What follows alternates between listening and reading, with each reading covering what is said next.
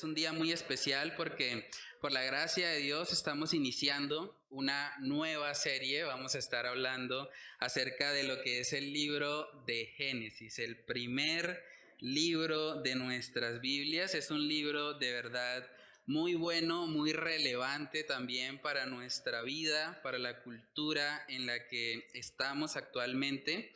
Este es el libro número 21 que como iglesia podemos estudiar expositivamente. Una de las metas que tenemos como iglesia es predicar a lo largo de toda la Biblia, ¿sí? Ya vamos en el libro número 21 y esperamos poder completar los 66 libros si el Señor así nos lo permite. Entonces, vamos a ver el libro de Génesis, que es un libro muy interesante porque nos habla acerca del origen de todas las cosas. Por eso la serie la llamamos El verdadero origen del universo. La primera parte de Génesis, sobre todo los primeros 11 capítulos, nos describen mucho acerca de lo que fue la creación, acerca de cómo el mal inició y las consecuencias que esto trajo, y al mismo tiempo nos habla de la promesa de un Salvador. Entonces realmente es un libro muy impactante, muy relevante para la actualidad.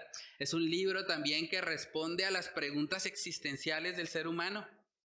Hay gente que se pregunta, ¿de dónde venimos? ¿Cuál es el origen de nosotros como seres humanos? ¿Por qué estamos aquí? ¿Cuál es el propósito de nuestra existencia? ¿De dónde proviene todo lo que hay en este mundo? ¿Y cuál es el propósito? Un universo tan grande, tan vasto. ¿Qué sentido tiene eso? ¿Para qué un universo tan grande? ¿Cuál es el origen del mal? También vamos a ver por qué las personas mueren. También vamos a ver a dónde van las personas después de la muerte. Son preguntas que el ser humano se ha hecho a lo largo de su existencia y que en el libro de Génesis vamos a poder realmente dar respuesta a esos interrogantes, y sobre todo vamos a poder contemplar a nuestro Dios como el creador y como aquel que realmente es el único ser digno de alabanza y de adoración. Entonces este libro, hermanos, creo que va a desafiar mucho de nuestros prejuicios, nos va a llevar también a examinar mucho de lo que escuchamos en el colegio, porque realmente mucha información que nos colocaron ahí en los libros de ciencia, realmente si somos estrictos, no son ciencia, son filosofías, son teorías, pero no podemos catalogarlo como ciencia porque no aplican realmente con los criterios de un método científico. Entonces vamos a estar hablando mucho sobre Génesis. Animo mucho a los padres también a que puedan estar atentos a esta serie, porque mucho del contenido que vamos a estar viendo va a contrastar con lo que sus hijos están aprendiendo en el colegio. Entonces es importante que ustedes como padres, que son los principales responsables delante de Dios por el bienestar espiritual de sus hijos, que ustedes estén preparados para que puedan dar defensa ante todo lo que el colegio les está enseñando, los profesores de ciencia, de biología, de química, física, están diciendo como si fuera una verdad, cuando realmente no tenemos una evidencia genuinamente científica que lo avale. Entonces los animo a los padres para que estén muy pendientes, pueden tomar nota también de lo que vamos a estar hablando para que puedan transmitir eso también a sus hijos. Entonces, no siendo más, vamos a leer los primeros 2 versículos. Hoy vamos a dar simplemente la introducción al libro de Génesis. Entonces leemos los primeros 2 versículos y comenzamos con oración. Dice Génesis capítulo 1, versículo 1, en el principio creó Dios los cielos y la tierra estaba desordenada y vacía, y las tinieblas estaban sobre la faz del abismo, y el Espíritu de Dios se movía sobre la faz de las aguas. Vamos a orar y a pedir la dirección del Señor en esta mañana. Padre, te damos muchas gracias, Señor, por permitirnos estar hoy aquí, Señor, reunidos en tu nombre. Gracias por la oportunidad, Señor, de iniciar esta nueva serie del libro de Génesis. Dios, queremos pedirte que por medio de tu Espíritu Santo, Señor, seas tú guiándonos, seas tú redarguyéndonos, Señor, ayudándonos a examinar aquello que tal vez hemos aceptado como verdad sin cuestionarlo. Padre, que seas tú trayendo luz a nuestras mentes, a nuestro entendimiento, que podamos ver, Señor, con claridad cómo el libro de Génesis nos da respuestas ante todos los interrogantes de esta vida, Señor. Ayúdanos a reconocer que tú eres el creador de todo lo que existe, que todo te pertenece a ti y que debemos realmente rendir nuestras vidas al contemplar, Señor, la grandeza de tu creación, al ver que tú eres el único que tiene el poder y la autoridad para formar algo de la nada, para crear algo sin que realmente haya nada previo a esto, Señor. Oramos para que seas tú ayudándonos a ser asombrados por tu poder, por tu deidad, y que este tiempo y esta serie, Señor, sea realmente de bendición y de edificación para nuestras vidas personales y familiares, Señor. Yo te pido por los niños, adolescentes, que tal vez están escuchando un montón de mentiras en sus colegios, que tal vez están creyendo que ellos simplemente son un producto del azar. Padre, que tú uses esta serie y esta palabra para que ellos puedan darse cuenta que ellos han sido formados por ti, que tú tienes un propósito, Señor, para sus vidas. Oramos para que seas tú exaltado en el estudio de esta serie de Génesis. Te lo pedimos, Señor, en el nombre de Cristo Jesús. Amén y amén. Bueno, hermanos, entonces cuando iniciamos una serie, siempre es importante conocer el autor del libro, en qué momento lo escribió, y vamos a empezar un poco hablando sobre eso. El autor del libro de Génesis es Moisés. El libro de Génesis forma parte de un compendio literario mucho más extenso que es el llamado Pentateuco, que forma Génesis, Éxodo, Levítico, Deuteronomio y Números. Entonces, nosotros vemos que Moisés escribió esto y es bastante curioso porque uno pensaría, bueno, ¿cómo hizo Moisés para escribir sobre el principio? ¿Estaba Moisés ahí en el principio cuando Dios creó los cielos y la tierra? O sea, ¿era Moisés antes de Dios para haber visto el momento de la creación? No. Básicamente, el libro de Génesis, al igual que el libro de Apocalipsis, es un libro de revelación. Eso quiere decir que Moisés, muchos años después, recibió la revelación de cómo Dios había creado a este mundo. Él no estuvo presente, él no estuvo viendo los acontecimientos, pero por revelación del Señor y en comunión con él, él pudo escribir todo lo que vemos en este libro. Entonces, la Biblia empieza con un libro de revelación y termina en Apocalipsis con otro libro de revelación. Juan, el apóstol que escribió Apocalipsis, no estaba en el final de los tiempos. Sin embargo, Dios le permitió ver. Dios le reveló cómo sería el futuro. Y en el caso de Moisés, Dios le reveló cómo fue el pasado y cómo fue el origen de la creación. Entonces, la historia que vemos aquí en el libro de Génesis es curioso porque el libro de Génesis culmina casi 3 siglos antes de que Moisés nazca. Entonces, realmente también había una tradición oral. Muchos de los que sí, digamos, pudieron contemplar un poco de lo que fue la creación de Dios, ellos transmitieron oralmente esto para que luego también Moisés pudiese de alguna manera empezar a registrar por escrito todo lo que el Señor le había revelado. Lo más probable es que Moisés escribiera este libro justo después del éxodo del pueblo de Israel. Cuando él sale con el pueblo de Israel, y vemos mucho de eso en el libro de Éxodo, Moisés tenía una relación muy íntima con el Señor. Moisés hablaba con Dios cara a cara. Él tenía esa comunión con él. Y vemos en Éxodo capítulo 17, vamos a ir ahí para ver un poco de cómo era esa relación realmente entre Moisés y nuestro Dios. Éxodo capítulo 17, vamos a leer lo que dice ahí, el verso 14. Dice la palabra: y Jehová dijo a Moisés, escribe esto para memoria en un libro, y di a Josué que raeré del todo la memoria de Amalec de debajo del cielo. Ahí podemos ver a Dios diciéndole a Moisés, escribe, ¿cierto? Entonces, de la misma manera, Dios le da la orden a Moisés de que escriba. ¿Cómo fue el origen de todo? ¿Por qué? Porque es importante que el pueblo de Israel y todas las naciones conozcan cómo fue que el Señor formó todo lo que existe. Entonces, cuando miramos el libro de Génesis, los primeros 11 capítulos nos describen acerca del origen del universo, también nos muestran el origen del pecado, cómo fue el primer pecado del hombre. Vemos también un poco del juicio de Dios porque vemos el diluvio, vemos también cómo los seres humanos fueron dispersos alrededor de todo el planeta Tierra. Dios confundió sus lenguas. De hecho, eso nos muestra el origen del lenguaje. Algo que no puede explicar la evolución actualmente es por qué existen diferentes idiomas.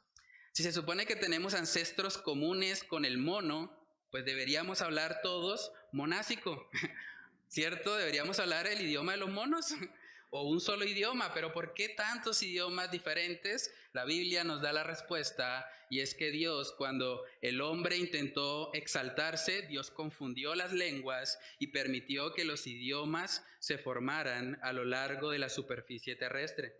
Después del capítulo 12 de Génesis vamos a ver ya un poco más de la narrativa histórica del pueblo como tal de Israel. Vamos a ver al patriarca Abraham, a su hijo Isaac y a su hijo Jacob. Vamos a estar viendo también mucho acerca de los pactos que Dios hizo con estas personas, y sobre todo algo muy hermoso que vamos a poder contemplar es cómo aún desde el comienzo de todas las cosas siempre la Escritura nos está apuntando a la persona de Jesucristo. Desde Génesis capítulo 3 vamos a ver la promesa de un Salvador. Es impresionante ver la magnitud del amor de Dios, que aún el ser humano, siendo totalmente indigno, pecador, habiéndole fallado, Él decide en su misericordia enviar un Salvador, alguien que viene de la simiente de la mujer para destruir a Satanás. Entonces, Génesis capítulo 1, versículo 1, nos da lo que es la introducción del libro de Génesis, pero también nos da lo que es la introducción de la Biblia entera. ¿Qué es lo primero que Dios dice a su pueblo? Es básicamente: en el principio creó Dios los cielos y la tierra. Es impresionante porque lo primero que hace Dios es presentarse como nuestro creador. Él no dice inicialmente, bueno, adórenme, cumplan mis mandamientos. No, Él primero nos enseña algo muy importante, y es que somos su creación. Somos producto de Él. Eso quiere decir que si cada uno de nosotros está hoy aquí, es porque Dios lo creó. Porque Dios formó todas las cosas. Entonces vemos algo interesante en Génesis 1:1, y es que vemos lo que se conoce en ciencia como la Trinidad de la creación o de la naturaleza. Ahí vemos la combinación de tiempo, espacio y materia. Génesis 1:1 dice: en el principio. Eso nos habla de tiempo. Luego dice: creó Dios los cielos. Los cielos es el espacio donde existe la materia. Entonces, realmente los cielos nos hablan del espacio, y dice los cielos y la tierra. Eso habla de la materia. Entonces vemos, por así decirlo, análogamente como una trinidad de la creación: tiempo, espacio y materia. Todo en un solo versículo.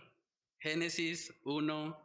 Eso es impresionante. De hecho, cuando nosotros profundizamos un poco más a nivel científico, lo que es el tiempo, el espacio y la materia no pueden existir de manera independiente.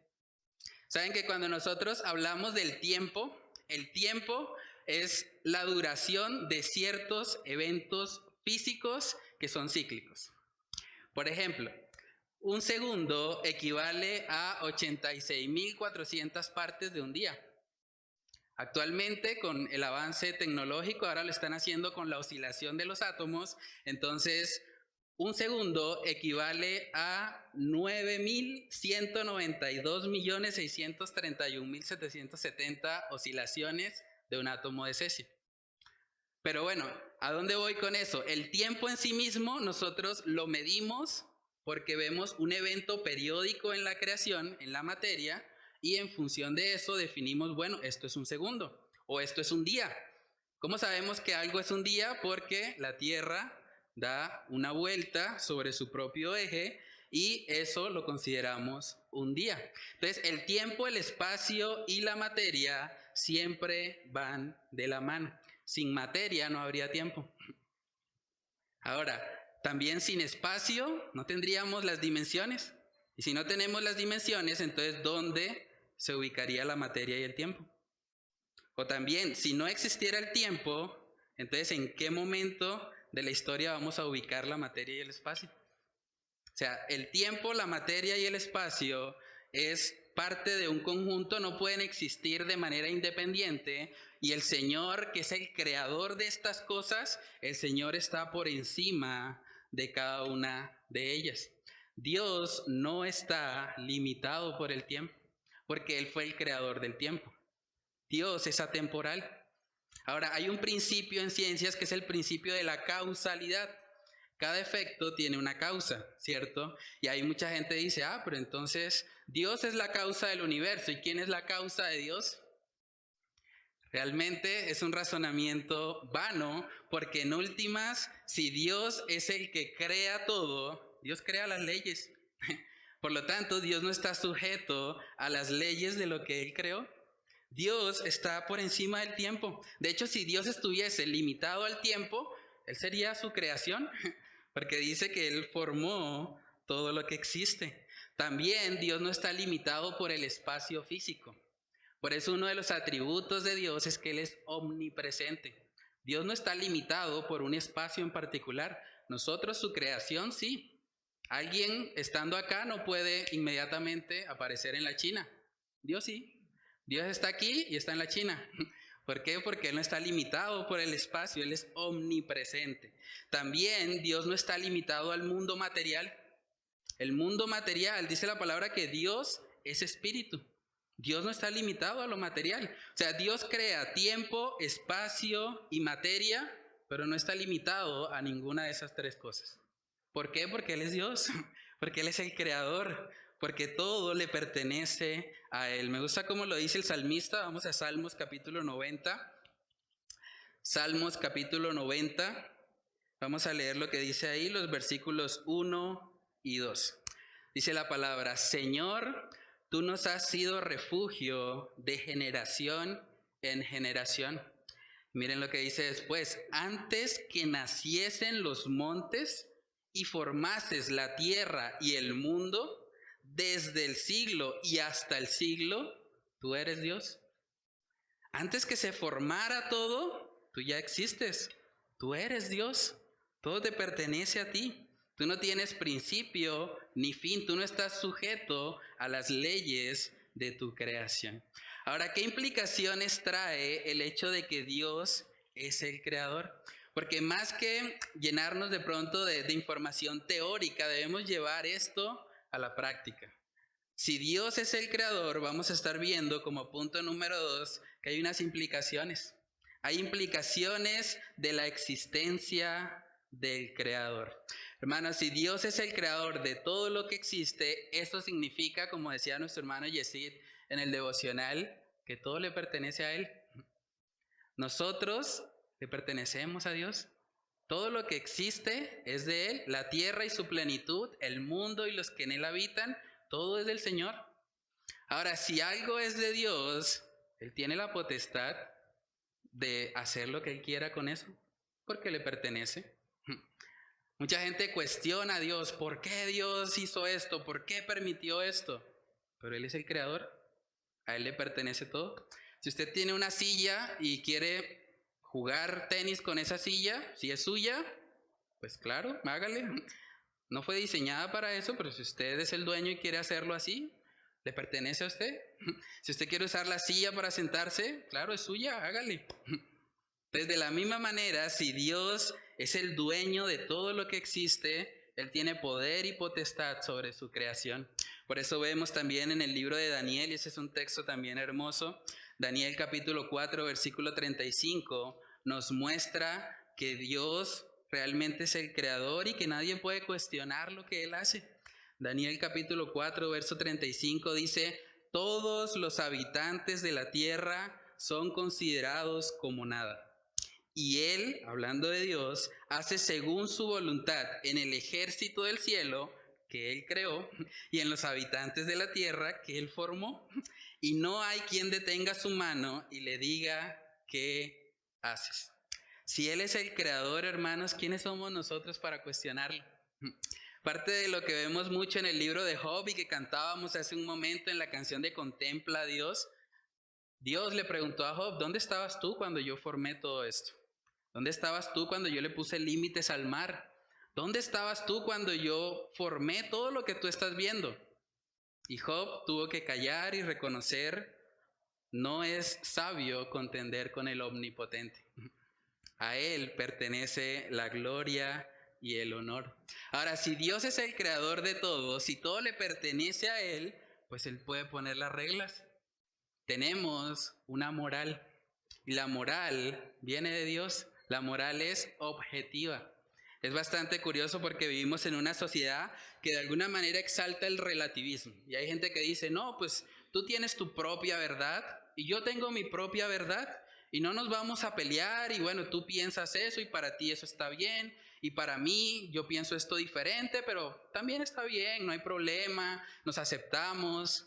Pero a la luz de la palabra, si Dios es el creador, Él es el que decide qué es lo correcto y qué es lo que no. La moral no puede ser subjetiva. De hecho, si alguien le dice a usted que la moral es subjetiva, pégale una cachetada. A ver si no se molesta. Porque pues si para él la moral es subjetiva, yo puedo pensar que es bueno pegarle una cachetada. Es mi moral subjetiva, ¿cierto? Entonces necesitamos realmente reconocer que debe haber un ente externo al ser humano que realmente defina qué es lo bueno y qué no. Y como Dios es el creador, Él tiene ese derecho legítimo. Miremos Isaías capítulo 33. Isaías capítulo 33, me encanta ese texto porque es análogo a lo que son los poderes gubernamentales hoy en día. Dice Isaías 33, versículo 22, dice, porque Jehová es nuestro juez. ¿Qué poder son los jueces? Judicial, ¿cierto? Jehová es nuestro legislador. ¿Qué poder son los legisladores? Poder legislativo, como el nombre lo dice. Y Jehová es nuestro rey, el poder ejecutivo. Ahí vemos los tres poderes, ¿cierto? Jehová es nuestro juez, Jehová es nuestro legislador, Jehová es nuestro rey, Él mismo nos salvará. Dios, si es el creador de todo, tiene el derecho a legislar y a decir qué es lo bueno y qué es lo malo. Por lo tanto, la moral objetivamente debe venir de nuestro Dios. En Isaías capítulo 45 también vemos algo muy interesante. Dice ahí la palabra en el versículo 9, ¡ay del que pleitea con su hacedor, el tiesto con los tiestos de la tierra! ¿Dirá el barro al que lo labra, qué haces? ¿O tu obra no tiene manos? ¡Ay del que dice al padre, ¿por qué engendraste? Y a la mujer, ¿por qué diste a luz? Así dice Jehová, el Santo de Israel y su formador. Preguntadme de las cosas por venir. Mandadme acerca de mis hijos y acerca de la obra de mis manos. Yo hice la tierra y creé sobre ella al hombre. Yo, mis manos extendieron los cielos y a todo su ejército mandé. Hermanos, si Dios es el creador de todo lo que existe, también eso significa que podemos tener respuesta a los interrogantes existenciales. Básicamente hay 4 preguntas que se hacen los existencialistas. Primero, ¿quién soy? Se dirá, no, pues yo soy Félix, yo soy mi nombre, no. Realmente, ¿qué te da identidad? ¿Quién eres tú? No, eres más que un nombre, evidentemente. Entonces, ¿quién eres? ¿De dónde vengo? ¿Por qué estoy acá? Nadie decidió estar hoy aquí, nadie decidió nacer, pero estamos acá. ¿De dónde vengo? La tercera pregunta, ¿por qué estoy aquí? ¿Cuál es el propósito de mi existencia? El libro de Génesis nos permite contemplar respuestas ante esto. Hay gente también que se pregunta, a los existencialistas, ¿habrá vida después de la muerte? ¿Qué pasa cuando muero? ¿Es el fin de todo o hay algo más?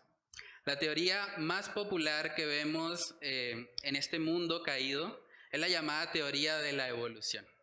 La teoría de la evolución debería ser sacada de la clase de ciencias, porque la teoría de la evolución no cumple con los criterios del método científico. El método científico dice que para que algo sea ciencia debe ser observable y repetible. Observable, lo debo poder ver y debo poderlo repetir en ciertas condiciones. Si cumple con eso, es ciencia. Si no, filosofía. Pero nos colocan la teoría de la evolución en la clase de ciencia porque parte de lo que Satanás busca es hacer que nosotros creamos una mentira. Desde el principio él ha sido así. Él busca engañarnos. Ahora, según la evolución, la respuesta a las preguntas existenciales, ¿quién soy? Bueno, la respuesta sería, soy fruto del azar. ¿De dónde vengo? De un conjunto de reacciones químicas que no hay evidencia alguna sobre ellas, pero unas reacciones químicas en un caldo cósmico que ocurrieron hace millones y millones de años, como algunos afirman, eso es lo que me trajo hasta acá. Ahora, ¿para qué existo? Según la evolución, no tengo propósito. De hecho, sería mejor que me muera, porque si yo me muero, pues avanza más rápido la evolución, ¿no? Luego uno se pregunta, ¿por qué las tasas de suicidio están tan altas? Si Dios no existe, hermanos, nosotros vamos en un planeta que gira a 100,000 kilómetros por hora en su movimiento traslacional y nadie está encargado de eso. Estamos girando porque sí. ¿Y cuál es el propósito? Nada. No hay realmente un sentido ni nada detrás de todo lo que vemos. También, ¿a dónde vamos después de la muerte? Según muchos pensadores, filósofos o ateos que niegan el Génesis, que niegan a Dios, básicamente vamos rumbo a ser polvo de estrellas. Eso decía Carl Sagan. Decía, no, pues vamos a desaparecer y vamos a formar parte de todo lo que ya existe. Pero realmente, hermanos, cuando nosotros contemplamos eso, tenemos que preocuparnos. Porque una cosmovisión evolutiva realmente es un peligro para la sociedad. Una persona que cree que es un animal evolucionado puede llegar a comportarse como un animal. Es una realidad. De hecho, hay un caso real, voy a contarles. El 20 de abril de 1999, dos jóvenes llamados uno Eric Harris y el otro Dylan Klebold mataron a 13 personas en Estados Unidos, 2 estudiantes y un profesor en la escuela secundaria de Columbine. Ustedes pueden buscar la historia ahí en Google para que se den cuenta. Y luego de hacer esto, estos dos jóvenes se quitaron la vida. Tenían uno 17 y el otro 18 años. Cuando estas personas las encuentran muertas, encuentran que en la camiseta de uno de ellos decía selección natural. Porque parte de lo que la evolución enseña es necesitamos acabar con los más débiles para que la raza mejore, ¿cierto? Ahora, estos jóvenes, tristemente, en sus conversaciones que encontraron precisamente antes de cometer el delito, ellos decían, vamos a matar primero a los negritos y vamos a matar a los que creen en Dios, porque ellos son defectuosos y necesitamos que realmente la especie mejore y avance. Eso quiere decir que si yo hubiese estudiado en ese lugar, ¿no tendrían pastor? Imagínense. Entonces, es bastante peligroso una cosmovisión evolutiva, porque nos lleva a eso. Todo lo que pasó en el nazismo, con Hitler y demás, es un pensamiento evolutivo. La cosmovisión de la evolución genera precisamente que las personas no valoren a la vida humana. Y por eso vemos todo lo que tristemente hoy en día está pasando. Es curioso porque uno puede hacer un poco de historia y antes del año 1963 no se utilizaba el concepto de evolución en los colegios. O sea, antes del 1963 todavía preponderaba un poco lo que era la teología y se enseñaba en los colegios ciencia basada en Dios. No perfectamente, pero había cierto temor de Dios antes del 1963. Luego de eso, cuando se empezó a incluir el concepto de la evolución, inmediatamente del 63 en adelante se empezaron a disparar las cifras de embarazo adolescente, Se empezaron a disparar las cifras de suicidio, de consumo de drogas, porque en últimas, si las personas son animales, pues se pueden comportar como animales. En el mundo animal, si un animal mata a otro y le quita sus crías, mata a los hijos de otro animal, de otra especie, no pasa nada, porque es el mundo animal y es parte de su ciclo biológico. Pero si las personas llegan a creer que son animales, entonces van a empezar a comportarse así. Por eso es muy importante que nosotros podamos contrarrestar esas ideologías con la palabra de Dios. Vivimos en una sociedad que menosprecia el matrimonio. Cada vez menos jóvenes quieren casarse. ¿Por qué? Los animales no se casan. Los animales van a lo que van y ya, ¿cierto? Entonces, el hecho de sacar a Dios de las escuelas, el hecho de sacar a Dios de nuestras propias vidas, trae consecuencias, hermanos. Debemos contrarrestar todo eso, todo lo que vemos hoy en día del aborto. Y es lamentable porque ni siquiera en el mundo animal las madres están dispuestas a matar a sus hijos en el vientre. ¿Pero por qué pasa eso? Porque dicen, no, ¿para qué traer hijos a este mundo?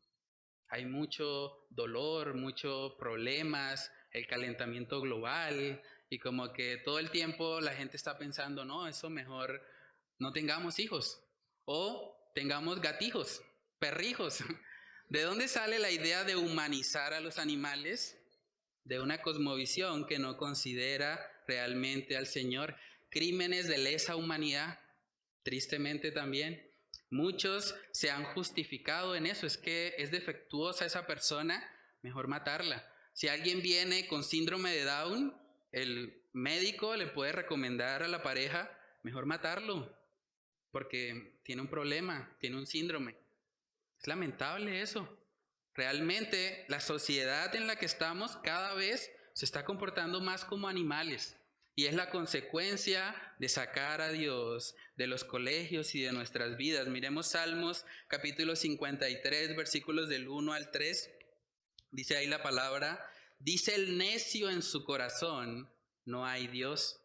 Miren la consecuencia, se han corrompido e hicieron abominable maldad. No hay quien haga bien.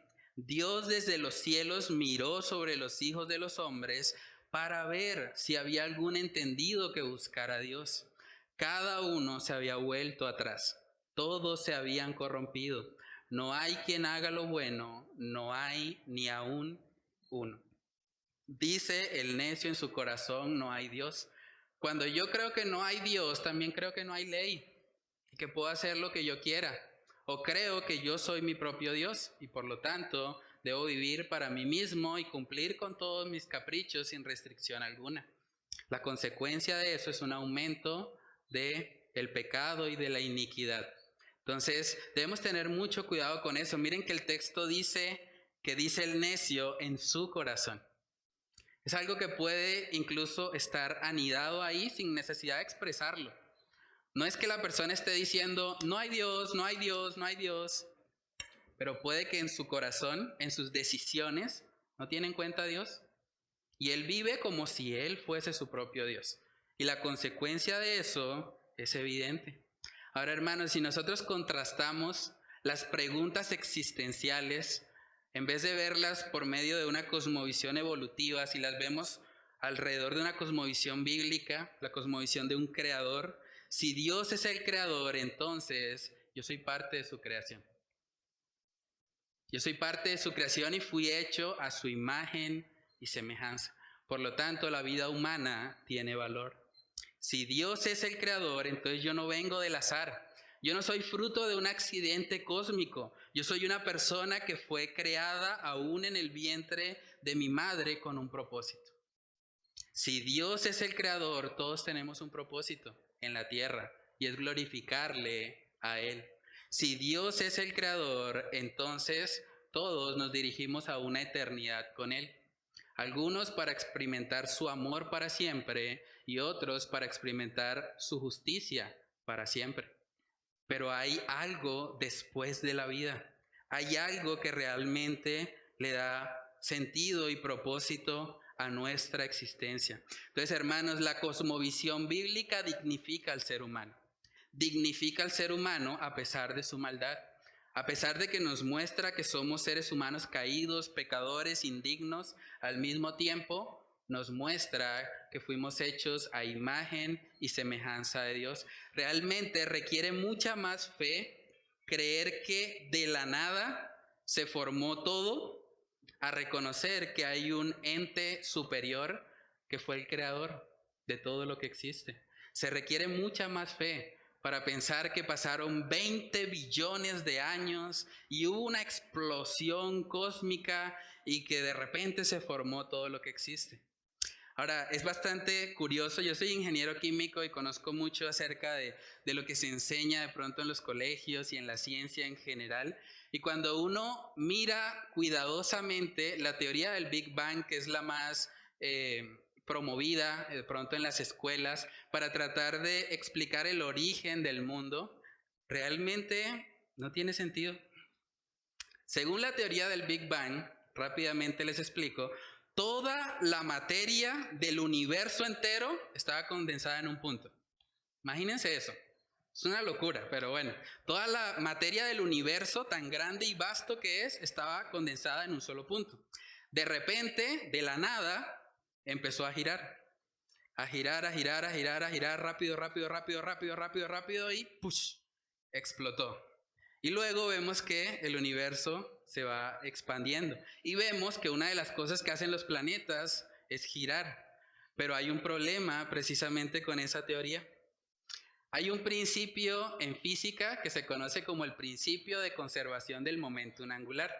No los quiero confundir, pero les voy a mostrar una imagen para que veamos más o menos en qué consiste. Esto es el principio de conservación del momentum angular, que establece cuando un cuerpo está girando, si ese cuerpo recibe un choque, en cualquier dirección que la reciba, él va a tender siempre a conservar la dirección en la que está girando, ¿sí? Ahora, cuando nosotros nos vamos a la creación, vemos que planetas como Venus, Urano y Neptuno giran en un sentido contrario a los demás. Y uno dice, pero el Big Bang dijo que fue rápido y que salieron ¿y qué pasó ahí? ¿No se cumplió entonces? Esto es un principio físico demostrable, realmente no hay dudas al respecto, pero vemos incluso hay galaxias enteras que giran en sentidos opuestos. Y uno dice, pero ¿qué pasó con el Big Bang? Bueno, parece que el Big Bang no era tan bueno. La teoría del Big Bang se contradice a sí misma, pero es importante que nosotros conozcamos eso para poder mostrarle al mundo las evidencias de que están creyendo en una falacia. No es ciencia, eso no es ciencia. Como creyentes creemos en la ciencia, Dios habla mucho acerca de la ciencia y está a favor de la ciencia, de hecho Dios creó la ciencia. Pero lo que nos quieren enseñar a veces en los colegios realmente no es ciencia. Realmente el objetivo detrás de eso es sacar a Dios de nuestras vidas, porque es lo que el príncipe de este mundo, Satanás, trata de hacer. Entonces es importante, hay muchas razones más, podemos hablar al final del servicio si quieren, pero hay muchas razones más. La luna se está distanciando cada vez más de la Tierra. Si usted hace una regresión de eso, se da cuenta que la Tierra no puede tener millones de años como muchos afirman. El campo magnético de la Tierra tampoco cumple. Si usted hace una regresión para mirar la intensidad de ese campo magnético, es prácticamente imposible a nivel científico que la Tierra pueda tener los millones y billones de años que algunos afirman. Pero ¿por qué creemos eso? ¿De dónde sale eso? Precisamente del deseo de sacar a Dios de nuestras vidas. Cuando usted le diga en el colegio, no, es que hace millones y millones de años, usted le dice, eso es un cuento de hadas. Sí, porque usted no me puede mostrar eso. Y no, ¿y qué pasó con la especie? ¿Y cómo llegamos a ser como somos? No, es que es el eslabón perdido, le dicen a uno. No, es que eso, todavía no hemos encontrado ese fósil, pero por fe creemos que hay algún fósil de transición. Pero realmente, hermanos, nosotros como creyentes debemos prepararnos. Servir a Dios va más allá de lo que hacemos acá en la iglesia. Necesitamos jóvenes que puedan ir a la universidad y puedan hablar de estas cosas. Que le puedan decir al profesor, qué pena, pero eso no es ciencia. Eso no se aplica al método científico. Profesor, si quiere nos tomamos un café y hablamos. Yo le puedo mostrar la cosmovisión bíblica para que usted vea que es mucho más coherente y es mucho más científica que lo que usted está enseñando. Y podemos hacer eso, obviamente, con mucho respeto, con mansedumbre y reverencia, dice la palabra, no buscando ser contenciosos, pero buscando exponer la verdad. Necesitamos cristianos así, necesitamos personas también que puedan ir al mundo académico y puedan mostrar que creemos en una fe razonable, que hay evidencias de lo que decimos creer. Hermanos, ahí en el libro de Génesis, capítulo 1, luego vemos en el versículo 2 que se nos muestra el primer vistazo de la Trinidad. De la Trinidad, dice Génesis capítulo 1, versículo 2, y la tierra estaba desordenada y vacía, y las tinieblas estaban sobre la faz del abismo. ¿Y qué dice después? Y el Espíritu de Dios se movía sobre la faz de las aguas. El Espíritu de Dios presente en la creación. Entonces, el tercer punto que vamos a estar viendo hoy es que el Dios Trino está en la creación. Vamos a mirar Juan capítulo 1. Juan capítulo 1, en el versículo 1, vemos que se utiliza la misma expresión que aparece en Génesis 1:1.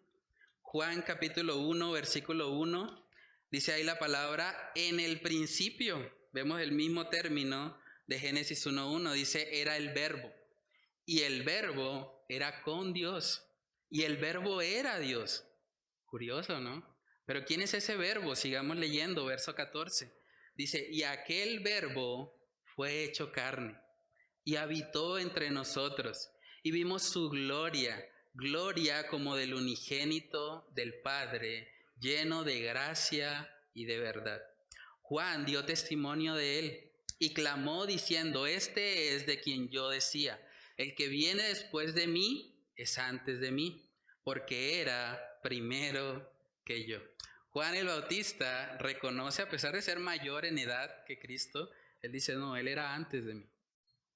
Él es el creador de todo.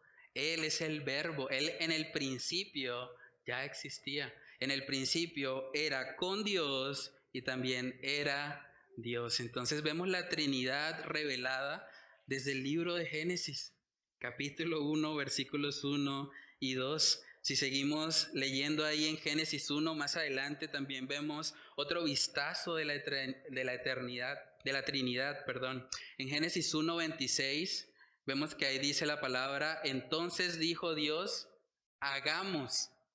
Curioso, ¿no? Hagamos es una palabra plural. Dios dice, hagamos al hombre a nuestra imagen, conforme a nuestra semejanza, y señoree en los peces del mar, en las aves de los cielos, en las bestias, en toda la tierra y en todo animal que se arrastra sobre la tierra. La palabra en el original para hagamos representa más de dos personas. Ahí vemos en el principio el verbo, que es Cristo. Vemos al Padre, Dios que creó los cielos y la tierra. Y vemos al Espíritu de Dios también que se movía sobre la faz de las aguas. Vemos la Trinidad de Dios desde el primer libro de la Biblia. Qué impresionante eso, ¿no? Entonces, hay muchos también que en Génesis 1:2, al ver los términos desordenada y vacía o tinieblas, han dicho que hay una brecha. Algunos creen que hay una brecha entre el versículo 1 y el versículo 2. Y ahí han aprovechado muchos para decir, no, ahí están los millones de años. O sea, Dios creó todo millones y billones de años atrás y estaba todo desordenado, vacío, con tinieblas. Y luego de todo ese tiempo, entonces Dios viene ahora sí a formar su creación. Pero hay un problema con esa manera de pensar.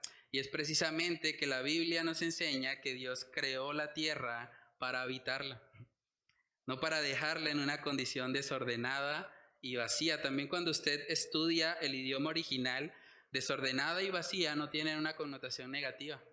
Desordenada y vacía simplemente quiere decir que no tenía todavía el orden que tiene actualmente.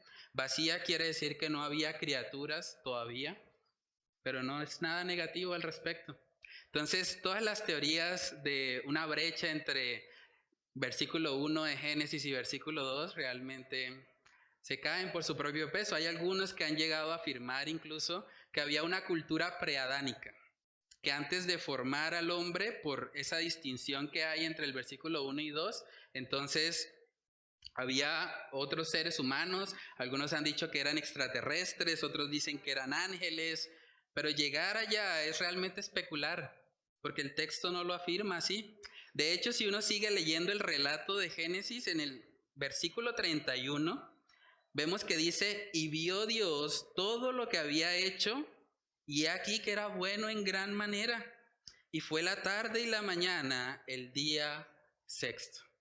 Entonces, si todo lo que Dios había hecho hasta ese momento era bueno en gran manera, es muy difícil tratar de conciliar eso con que había un tipo de cultura preadánica que Dios destruyó junto con los dinosaurios y demás. El texto no nos lleva a eso. El texto realmente lo que nos muestra es simplemente que Dios crea los cielos y la tierra, luego les da orden. Y luego hace la distinción entre la luz y las tinieblas, y luego empieza a formar toda su creación. Hay mucha evidencia también a nivel científico de que la Tierra muy probablemente es una Tierra joven, es una Tierra de alrededor de 6.000, máximo 7.000 años de existencia.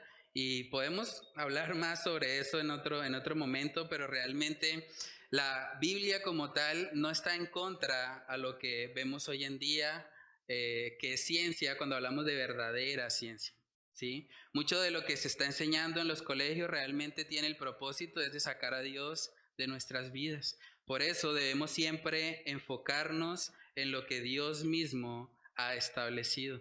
Ahora, ¿qué implica también que Dios sea el creador? ¿O qué implica Génesis 1:1? En el principio creó Dios los cielos y la tierra. Significa que Él es omnipotente, que Él puede hacer lo que Él quiere hacer. No hay nada imposible para Dios. Hay gente que cuestiona, no, que cómo Jesús caminó sobre las aguas, que cómo así que multiplicó los panes y los peces, o que convirtió agua en vino. ¿Usted leyó Génesis 1:1? ¿Usted sabe el milagro que es que se forme algo de la nada? O sea, de hecho es difícil pensar en la nada. O sea, pensemos en que no existe ni el espacio, ni el tiempo, ni la materia. Y que de repente, ¡pum!, sale todo, ¿cierto? Eso es un milagro mucho más extraordinario que caminar sobre las aguas, mucho más extraordinario que multiplicar panes y peces, mucho más extraordinario que abrir un mar en dos, porque todo el universo entero fue formado por nuestro Dios. Es lo que vemos también en el libro de Hebreos, Hebreos capítulo 1, vamos ahí. Hebreos capítulo 1, versículos del 1 al 3, dice: Dios, habiendo hablado muchas veces y de muchas maneras en otro tiempo a los padres por los profetas, en estos postreros días nos ha hablado por el Hijo, a quien constituyó heredero de todo, y por quien asimismo hizo el universo, el cual, siendo el resplandor de su gloria y la imagen misma de su sustancia, y quien sustenta todas las cosas con la palabra de su poder, habiendo efectuado la purificación de nuestros pecados por medio de sí mismo, se sentó a la diestra de la majestad en las alturas, hecho tanto superior a los ángeles, cuanto heredó más excelente nombre que ellos. Entonces, Cristo mismo, el Hijo, la segunda persona de la Trinidad, fue el heredero de todo y quien asimismo hizo el universo.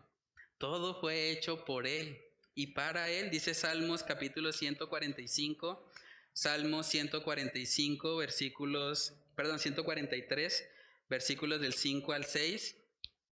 Dice ahí el salmista David: me acordé de los días antiguos, meditaba en todas tus obras, reflexionaba en las obras de tus manos. Extendí mis manos a ti, mi alma a ti, como la tierra sedienta. Extendí mis manos a ti. Contemplar, meditar en la obra de Dios debe producir en nosotros un sentido de adoración. Cuando usted ve la naturaleza, cuando usted ve un paisaje, cuando usted ve todo lo que nos rodea, en vez de pensar, ay, qué bonito paisaje, piense, qué gran Dios. Qué gran Dios el que hizo esto. Qué gran Dios el que hizo el cañón del Chicamocha. Qué gran Dios el que formó a Colombia, el segundo país más biodiverso del mundo. Cuando nosotros contemplamos toda la creación, eso debe llevarnos a adorar al Creador. Y la buena noticia para nosotros también en esta mañana es que ese Dios trino que estuvo desde el principio de la creación, ese Dios se ha hecho evidente para que le conozcamos. Todas las cosas invisibles, todo su poder y deidad se hacen claramente visibles por medio de la creación. Por medio de la creación, miremos Colosenses capítulo 1. Colosenses capítulo 1 en el versículo 16. Dice ahí la palabra hablando de Cristo Jesús, dice, porque en Él fueron creadas todas las cosas, las que hay en los cielos y las que hay en la tierra, visibles e invisibles, sean tronos, sean dominios, sean principados, sean potestades, todo fue creado por medio de Él y para Él. Si usted está aquí hoy en esta mañana es porque usted es creación de Dios. Usted no es un accidente, usted no es el fruto de un caldo cósmico, usted es creación de Dios. Y Dios lo creó por medio de Cristo y para Cristo, para que usted venga a tener una comunión con Él. Lo que el Señor desea es que cada uno de nosotros se arrepienta y tenga una relación con Él por medio de Jesús. Por eso, si usted realmente examinando su vida, usted reconoce, yo he vivido una vida apática, yo he vivido una vida en la que realmente no me relaciono con Dios de ninguna manera, el mensaje para usted hoy es arrepiéntase. Arrepiéntase de sus pecados y venga a Cristo. Reconozca que Él es su creador. Reconozca también que usted ha pecado. Usted ha transgredido la ley que Él como creador estableció. Y al usted haber hecho eso, usted es culpable de juicio. Pero Dios, que es rico en misericordia y por su gran amor con que nos amó, nos ha extendido una oportunidad. Si estamos hoy aquí, si estamos respirando, es porque Dios nos ha dado de su gracia, de su misericordia, y debemos buscarle. No debemos esperar al día de mañana. Hoy es el día de salvación. Hoy es el día para reconocer, Señor, reconozco que estaba apartado de ti, pero que ahora quiero vivir una vida nueva. Quiero dejar a un lado mi pecado, mi autosuficiencia. Quiero dejar de creer que no te necesito, que yo puedo ser mi propio Dios. Y quiero empezar a vivir bajo tu gobierno. Quiero empezar a vivir bajo lo que tú has establecido en tu palabra. Quiero que así como tú has creado todas las cosas y has establecido leyes físicas, químicas, todo lo que existe, que de la misma manera yo me pueda alinear a tu voluntad. Que yo me pueda alinear a lo que tú has establecido y pueda vivir para aquello que realmente fui creado, que no es para mí mismo, fuimos creados para el Señor. Dios, ayúdame a vivir para tu gloria, ayúdame a vivir para aquello que tiene valor eterno, para aquello que permanece y trasciende aún más allá de mi propia vida. Ayúdame a que todos los interrogantes existenciales puedan responderse siempre contigo en el centro. Siempre buscando tu gloria. Hermanos, que el Señor nos ayude y nos convenza a todos de crecer en esa comunión con Él. Que al ver su omnipotencia, que al verle a Él como creador del universo, de todo lo que existe, podamos adorarle y buscarle en espíritu y en verdad. Vamos a orar. Padre, te damos muchas gracias, Señor, por esta introducción al libro de Génesis. Gracias porque tú nos muestras en esta mañana, Señor, que tú eres el creador de todas las cosas, que tú no necesitas ayuda del ser humano para formar las galaxias enteras, los planetas, las estrellas, todo lo que existe, Dios. Tú eres el creador, tú eres el hacedor de cada uno de nosotros, Señor. Yo te pido que nos ayudes a entender que si somos criaturas tuyas debemos sujetarnos a tu señorío. Padre, que si hay personas acá que tal vez han estado dudando de quién tú eres, si tal vez han estado creyendo las mentiras de que ellos son frutos de una supuesta evolución, Padre, oramos para que tú les convenzas por medio de tu palabra y les permitas ver, Señor, que tú eres el creador, que tú eres la persona que nos ha formado a cada uno de nosotros, nos has dado el don de la vida, Señor.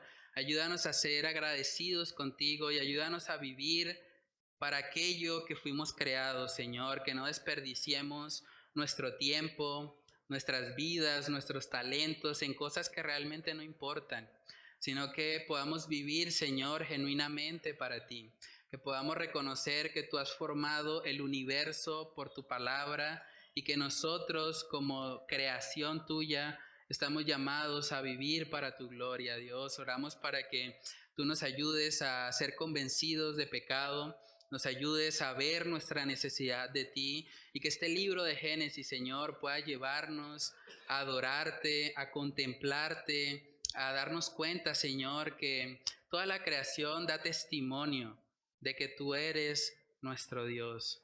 Padre, que solo tú seas exaltado en nuestras vidas. Ayúdanos a aplicar lo que hemos estudiado en esta mañana.